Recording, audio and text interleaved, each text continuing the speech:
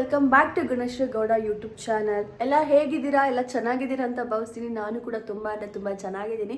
So ಇವತ್ತು ಮಾರ್ನಿಂಗಿಂದ log start ಮಾಡಿದ್ದೀನಿ. So ಬೆಳಗ್ಗೆ ಬೇಗನೆ ಎದ್ದು ಫ್ರೆಶ್ ಅಪ್ ಆಗಿ ರೆಡಿಯಾಗಿದ್ದೀನಿ. ಸೊ ಸ್ವಲ್ಪ ಡಾಕ್ಟರ್ ಹತ್ರ ಹೋಗಬೇಕಿತ್ತು, ಚೆಕಪ್ ಇತ್ತು ಮಮ್ಮಿಗೆ. ಸೊ ಹಾಸ್ಪಿಟಲ್ಗೆ ಹೋಗಿ ಬರೋಣ ಅಂತ ಹೇಳಿ ರೆಡಿಯಾಗಿದ್ದೀನಿ. ಸೊ ಹಾಗೆ ಒಂದು ಲಾಗ್ ಮಾಡ್ಕೊಳ್ಳೋಣ ಅಂತ ಹೇಳಿ ಮಾಡ್ತಾ ಇದ್ದೀನಿ.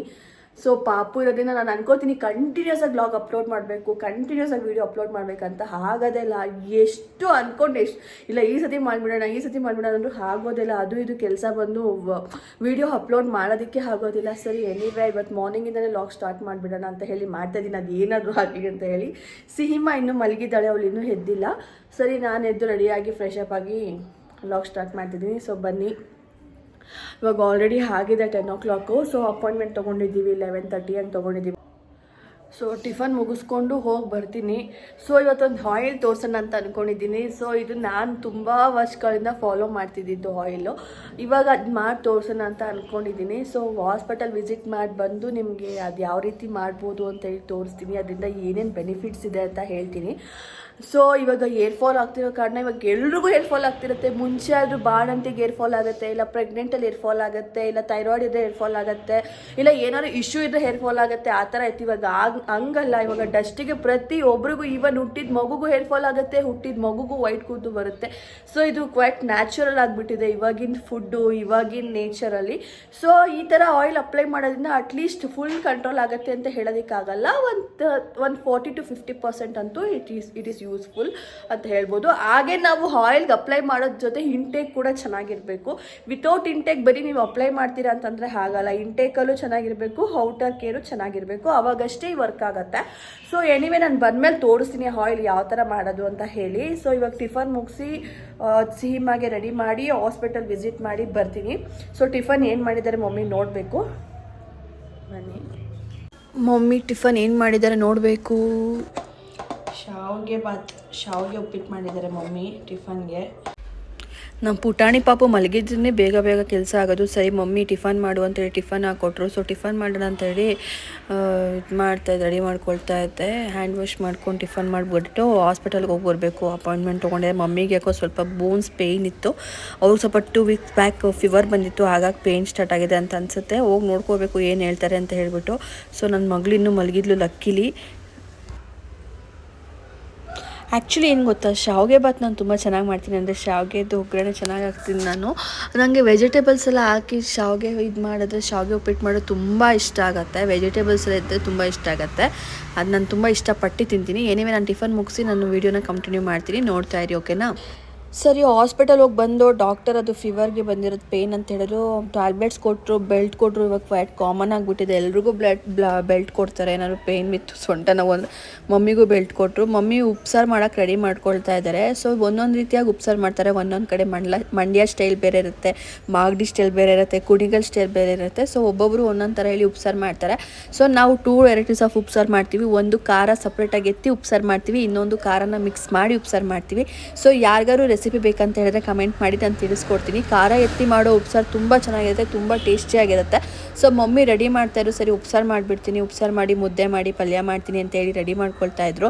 ನಮ್ಮ ಸಿಹಿ ಆಲ್ರೆಡಿ ಫುಲ್ಲು ಅವಳು ಈಚೆ ಹೋಗಿ ಬಂದರೆ ಅವಳು ಒಂಥರ ಅಳಕ್ಕೆ ಸ್ಟಾರ್ಟ್ ಮಾಡ್ಕೊಂಡ್ಬಿಡ್ತಾಳೆ. ಅವಳಿಗೆ ಏನಾಗುತ್ತೋ ಏನೋ ಗೊತ್ತಿಲ್ಲ. ಅವಳಿಗೆ ಈಚೆ ಹೋಗಿ ಬಂದಿದ ತಕ್ಷಣ ಇಷ್ಟು ಬೇಗ ಮನೆ ಕರ್ಕೊಂಡು ಹೋಗ್ತಿದ್ದಾರೆ ಅಂತ ಏನಾದ್ರು ಪ್ರಾಬ್ಲಮ್ ಆಗಿಬಿಡುತ್ತೆ ಒಳಗೆ, ಅವಳು ಅಳಕ್ಕೆ ಸ್ಟಾರ್ಟ್ ಮಾಡ್ಕೊಂಡ್ಬಿಡ್ತಾಳೆ. ಸರಿ, ನಾನು ಎತ್ಕೊಂಡು ಆಡಿಸ್ತಾ ಇದ್ದೆ. ಮಮ್ಮಿ ಉಪ್ಸಾರಿಗೆ ರೆಡಿ ಮಾಡ್ಕೊಳ್ತಾ ಇದ್ರು. ರೆಡಿ ಮಾಡಿಬಿಟ್ಟು ಮುದ್ದೆ ಮಾಡಿಬಿಡ್ತೀನಿ, ಊಟ ಮಾಡೋಣ ಅಂತ ಹೇಳಿಬಿಟ್ಟು. ಸರಿ, ಊಟ ಮುಗಿಸ್ಕೊಂಡು ಬಂದೆ, ವಿಡಿಯೋ ಕಂಟಿನ್ಯೂ ಮಾಡೋಣ ಅಂತ ಹೇಳಿ. ಸರಿ, ಎನಿವೆ ಇವಾಗ ನನಗೆ ಹೇರ್ ಫಾಲ್ ತುಂಬ ಆಗ್ತಿದೆ. ಎಷ್ಟು ಹೇರ್ ಫಾಲ್ ಆಗ್ತಿದೆ ಅಂತ ಹೇಳಿದ್ರೆ ನಾನು ಹೇಳೋಗೆಲ್ಲ ಅಷ್ಟು ಹೇರ್ ಫಾಲ್ ಆಗ್ತಾ ಇದೆ. ಸೊ ಎಲ್ಲರೂ ಕಾಮನ್ ಅಂತ ಹೇಳ್ತಾರೆ, ಅಂದರೆ ಪಾಪು ನಗ್ತಾ ಇದ್ರೆ, ಫೇಸ್ ನೋಡಿ ನಕ್ಕಿದ್ರೆ ಹೇರ್ ಫಾಲ್ ಆಗುತ್ತೆ ತಾಯಿಗೆ ಅಂತ ಹೇಳ್ತಾರೆ. ಅದೆಲ್ಲ ನನಗೆ ಗೊತ್ತಿಲ್ಲ. ಬಟ್ ನನಗನ್ಸೋ ಪ್ರಕಾರ ಹಾರ್ಮೋನ್ ಇಂಬ್ಯಾಲೆನ್ಸ್ ಆಗಿ ಫುಲ್ ಹೇರ್ ಫಾಲ್ ಆಗ್ತಾ ಇದೆ. ಸರಿ ಅಂದ್ಬಿಟ್ಟು ನಾನು ಮುಂಚೆ ಮಾಡ್ಕೊಳ್ತಾ ಇದ್ದೆ ಆಯಿಲು. ಸೊ ಈ ಆಯಿಲ್ ನಾನು ಯೂಸ್ ಮಾಡ್ಬೇಕಾದ್ರೆ ನನಗೆ ಹೇರ್ ಫಾಲ್ ಸ್ವಲ್ಪ ಅವಾಯ್ಡ್ ಆಗ್ತಿತ್ತು, ಮತ್ತು ಜಾಸ್ತಿ ಹೇರ್ ಫಾಲ್ ಆಗ್ತಿರ್ಲಿಲ್ಲ. ಮತ್ತು ಕೂದಲು ತುಂಬ ಸಾಫ್ಟ್ ಆಗಿರ್ತಿತ್ತು, ಶೈನಿಂಗಾಗಿ ಕಾಣ್ತಾ ಇತ್ತು, ಮತ್ತು ಗ್ರೋತ್ ಆಗ್ತಾ ಇತ್ತು. ಸೊ ಇಷ್ಟೆಲ್ಲ ಬೆನಿಫಿಟ್ಸ್ ಇತ್ತು ನಾನು ಮುಂಚೆ ಈ ಆಯಿಲ್ ಯೂಸ್ ಮಾಡಬೇಕಾದ್ರೆ. ಸರಿ, ಎನಿವೆ ನಾನು ಮತ್ತೆ ಪ್ರೆಗ್ನೆಂಟಲ್ಲಿ ಲಾಸ್ಟ್ ಪ್ರೆಗ್ನೆಂಟಲ್ಲಿ ಬಿಟ್ಟು ಅಂತ ಅನ್ಸುತ್ತೆ. ನಿಮಗೂ ಒಂದು ವಿಡಿಯೋ ಮಾಡಿ ತೋರಿಸೋಣ ಅಂತ ಹೇಳಿ ಮಾಡಿ ತೋರಿಸ್ತಾ ಇದ್ದೀನಿ. ಸೊ ಈ ವಿಡಿಯೋನ ಕೊನೆವರೆಗೂ ನೋಡಿ. ಯಾರೆಲ್ಲ ಈ ವಿಡಿಯೋನ ಕೊನೆವರೆಗೂ ನೋಡ್ತಿರೋ ದಯವಿಟ್ಟು ಮಿಸ್ ಮಾಡಿದ್ರೆ ಲೈಕ್ ಶೇರ್ ಆ್ಯಂಡ್ ಸಬ್ಸ್ಕ್ರೈಬ್ ಮಾಡಿ. ಯಾರೆಲ್ಲ ನನ್ನ ಚಾನಲ್ನ ಇನ್ನೂ ಸಬ್ಸ್ಕ್ರೈಬ್ ಮಾಡಿದ್ರೆ ನೋಡ್ತಾ ಇದ್ದೀರೋ ದಯವಿಟ್ಟು ಸಬ್ಸ್ಕ್ರೈಬ್ ಮಾಡ್ಕೊಂಡು ನೋಡಿ ಅಂತ ಕೇಳ್ಕೊಳ್ತೀನಿ. ಸರಿ, ಎನಿವೆ ನಾನು ಏನೇನು ಹಾಕ್ತೀನಿ, ಯಾವ ರೀತಿಯಾಗಿ ನಾನು ಆಯಿಲ್ನ ಪ್ರಿಪೇರ್ ಮಾಡ್ಕೊಳ್ತೀನಿ ಅಂತೇಳಿ ತೋರಿಸ್ತೀನಿ ನೋಡಿ. ಇಲ್ಲಿ 250 ml ಅಷ್ಟು ಪ್ಯೂರ್ ಗಾಣದ ಎಣ್ಣೆ ಇದೆ. ಅಂದರೆ ಇದಕ್ಕೆ ಯಾವುದೇ ರೀತಿ ಬೇರೆ ಅಡಿಷ್ನಲ್ ಆಯಿಲ್ ಮಿಕ್ಸ್ ಆಗಿಲ್ಲ, ಯಾವುದೇ ರೀತಿ ವಿತೌಟ್ ಕೆಮಿಕಲ್ ಆಯಿಲ್ ಇದು.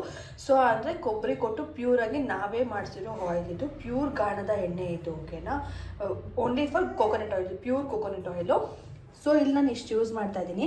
ಸ್ವಲ್ಪ ಪ್ರಮಾಣದಲ್ಲಿ ಮೆಂತ್ಯ, ಒಂದು ಈರುಳ್ಳಿ, ಒಂದು 4-5 ವೀಳ್ಯದೆಲೆ, ಸ್ವಲ್ಪ ಆಲೋವೆರಾ, ಸ್ವಲ್ಪ ಬೇವಿನ ಸೊಪ್ಪು ಮತ್ತು ನಾಟಿ ಕರಿಬೇವು. ಸೊ ನಾಟಿ ಕರಿಬೇವು ಆಗಿರೋದ್ರಿಂದ ನಾನು ಇದು ಕಾಂಡ ಕೂಡ ತೊಗೊಳ್ತಾ ಇದ್ದೀನಿ, ಇದನ್ನು ಸೇರಿಸಿ ನಾನು ಇದು ಮಾಡೋಣ ಅಂತ ಹೇಳಿ. ಮತ್ತು ಅಗಸೆ ಬೀಜ.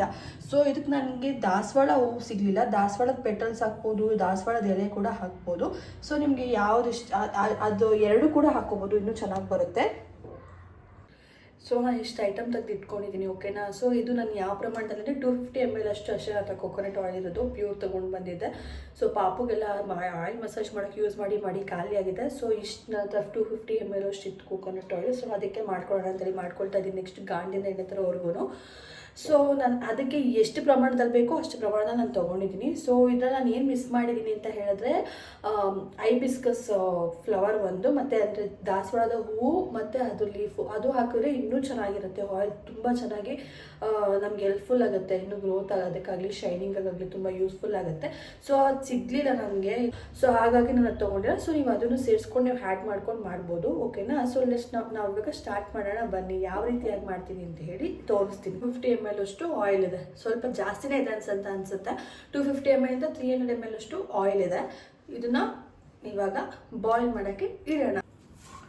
ನೆಕ್ಸ್ಟು ಇಲ್ಲಿರೋದೆಲ್ಲನೂ ಆ್ಯಡ್ ಮಾಡೋಣ. ಸೊ ಇದು ಒಣಗಿರೋ ಬೇವಿನ ಸೊಪ್ಪು, ನಂಗೆ ನೆನಪಾಗ್ತಾ ಇದು ಒಣಗಿರೋ ಬೇವಿನ ಸೊಪ್ಪು. ಸೊ ಇದನ್ನೆಲ್ಲ ಪುಡಿ ಮಾಡಿ ಹಾಕ್ತಾಯಿದ್ದೀನಿ.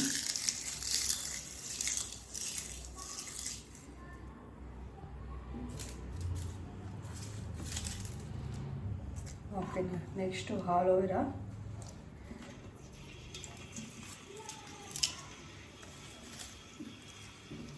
ಕರಿಬೇವು, ವೀಳ್ಯದೆಲೆ ನೀಟಾಗಿ ಭಾಗ ಮಾಡಿ ಚಿಕ್ಕದಾಗಿ ಮಾಡಿ ಹಾಕ್ತಾಯಿದ್ದೀನಿ. ವೀಳ್ಯದೆಲೆ,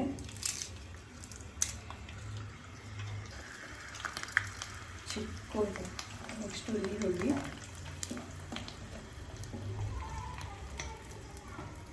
ಅಗಸೆ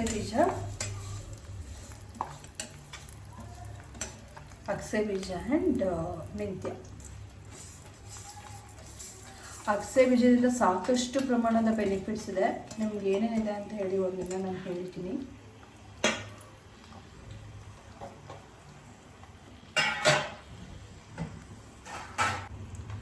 ನೆಕ್ಸ್ಟ್ ಇದನ್ನು ತಿರುಗಿಸ್ತಾ ಇದ್ದೀನಿ. ಚೆನ್ನಾಗಿ ಬಾಯ್ಲ್ಡ್ ಆಗಬೇಕಿದು.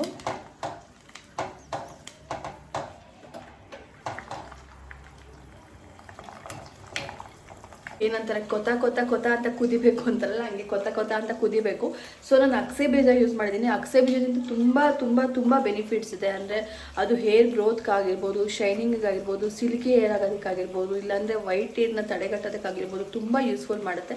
ಅಗಸೆ ಬೀಜನ ಬರೀ ಎಣ್ಣೆಯಲ್ಲಿ ಕಾಯಿಸ್ಕೊಂಡು ಹಾಕೋದು ತುಂಬ ಯೂಸ್ಫುಲ್ ಆಗುತ್ತೆ. ಸೊ ನಾನು ಅಗಸೆ ಬೀಜ ಕೂಡ ಹಾಕ್ಕೊಂಡಿದ್ದೀನಿ. ಸೊ ವೀಳ್ಯದೆಲೆ ಆಗಿರ್ಬೋದು, ನೀಮ್ ಆಗಿರ್ಬೋದು, ತಲೆಯಲ್ಲಿ ಒಟ್ಟು ಅಂದರೆ ಏನಾದರೂ ಡ್ಯಾಂಡ್ರಫ್ ಇದ್ದರೆ ಡ್ಯಾಂಡ್ರಫ್ನ ತೆಗ್ದಾಕುತ್ತೆ. ಸೊ ಅದು ಡ್ಯಾಂಡ್ರಫ್ನ ಅವಾಯ್ಡ್ ಮಾಡುತ್ತೆ, ಯಾವುದೇ ರೀತಿ ಡ್ಯಾಂಡ್ರಫ್ ಇರೋದಕ್ಕೆ ಬಿಡಲ್ಲ. ಇನ್ನು ನಿಮಗೆ ಆನಿಯನ್ ಬೆನಿಫಿಟ್ಸ್ ಎಲ್ಲ ಗೊತ್ತೇ ಇದೆ. ಆನಿಯನ್ ಆಗಿರ್ಬೋದು, ಇಲ್ಲ ಮೆಂತ್ಯ ಪ್ಯಾಕ್ ಆಗ್ತಾರೆ ಬಿಕಾಸ್ ಆಫ್ ಡ್ಯಾಂಡ್ರಫ್ ಇರಬಾರ್ದು ಅಂತ ಹೇಳಿ. ಸೊ ನಾನು ಅದನ್ನು ಆ್ಯಡ್ ಮಾಡಿದ್ದೀನಿ. ಇದನ್ನು ಚೆನ್ನಾಗಿ ಕುದಿಸ್ಬೇಕು, ಕೊತ ಅಂತ ಕುದಿಬೇಕು. ನೀವು ನೋಡಿ, ಫುಲ್ಲು ಕೊತ ಅಂತ ಕುದಿಬೇಕು. ಇದು ಅಟ್ಲೀಸ್ಟ್ ಒಂದು 10 to 15 ಮಿನಿಟ್ಸ್ ಚೆನ್ನಾಗಿ ಕುದಿಬೇಕು. ಇದು ಫುಲ್ಲು ಅದ್ರಲ್ಲಿ ಹಾಕಿರೋದು ನಾವು ಏನೇನು ಹಾಕಿದ್ದೀವಿ ಅದೆಲ್ಲ ಬ್ಲ್ಯಾಕ್ ಕಲರ್ ಆಗಿಬಿಡ್ಬೇಕು, ಆ ಲೆವೆಲಾಗಿ ಅದು ಕುದಿಬೇಕು. ಸೊ ಅದಾದಮೇಲೆ ನೀವು ಆಫ್ ಮಾಡಿ ತಣ್ಣಗೆ ಮಾಡಬೇಕಾಗತ್ತೆ. ಸೊ ಇವಾಗ ನಾನು ಚೆನ್ನಾಗಿ ಕುದಿಸೋಣ ಬನ್ನಿ.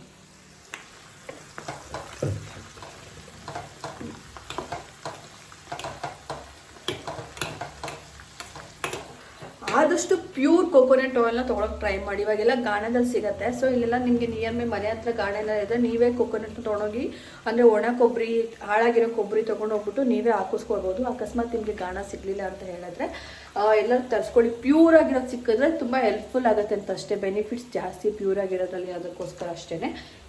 ಹಾಗಾಗಿ ಪ್ಯೂರ್ ಆಗಿರೋ ತೊಗೊಳ್ಳಿ, ವಿತೌಟ್ ಕೆಮಿಕಲಿ ಪ್ಯಾರಾಚೂಟ್ ಆ ಥರದಲ್ಲಿ ಮಾಡ್ಕೊಳ್ಳೋದಕ್ಕಿಂತನೂ ಸೊ ಪ್ಯೂರ್ ಎಣ್ಣೆ ತಂದು ನಾವು ಈ ಥರ ಮಾಡಿಕೊಂಡ್ರೆ ಸ್ವಲ್ಪ ಬೆನಿಫಿಟ್ಸ್ ಜಾಸ್ತಿ ಇರುತ್ತೆ. ಮತ್ತು ಸ್ವಲ್ಪ ಮಾಡಿಟ್ಕೊಳ್ಳೋಕ್ಕಿಂತ ಒಂದು ಜಾಸ್ತಿ ಮಾಡಿಟ್ಕೊಂಬಿಡಿ, ಓಕೆನಾ. ಸೊ ಅದು ಜಾಸ್ತಿ ಇಳ್ಕೊಂಡಿರುತ್ತೆ, ಏನಂತಾರಲ್ಲ ಇದೆಲ್ಲದು ರಸ ಆಗಲಿ ಪವರ್ ಆಗಲಿ ಚೆನ್ನಾಗಿ ಇಳ್ಕೊಂಡಿರುತ್ತೆ.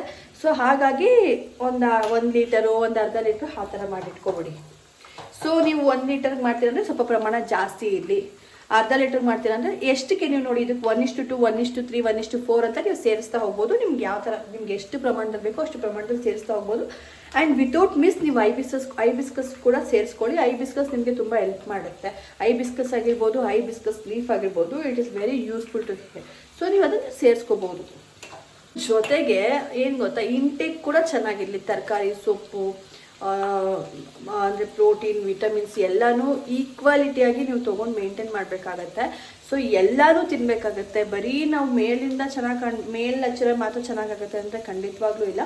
ಸೊ ಇಂಟೇಕ್ ಕೂಡ ಚೆನ್ನಾಗಿರಬೇಕು. ನೀವು ಎಷ್ಟು ಚೆನ್ನಾಗಿ ನೀವು ಕನ್ಸ್ಯೂಮ್ ಮಾಡ್ತೀರೋ ಅಷ್ಟೇ ಚೆನ್ನಾಗಿ ನಿಮಗೆ ಸ್ಕಿನ್ ಆಗಿರ್ಬೋದು, ಹೇರ್ ಆಗಿರ್ಬೋದು, ಪ್ರತಿಯೊಂದು ಚೆನ್ನಾಗಿರುತ್ತೆ.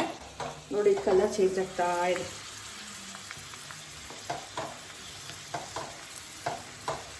ಚೆನ್ನಾಗಿ ಇವಾಗ ಚೆನ್ನಾಗಿ ಕುದ್ದಿದೆ. ಒಂದು 15 ಮಿನಿಟ್ಸ್ ನಾನು ಚೆನ್ನಾಗಿ ಅದನ್ನು ಬಾಯ್ಲ್ ಮಾಡಿದ್ದೀನಿ, ಅದೆಲ್ಲ ಜೊತೆ ಚೆನ್ನಾಗಿ ಕುದಿಸಿದ್ದೀನಿ.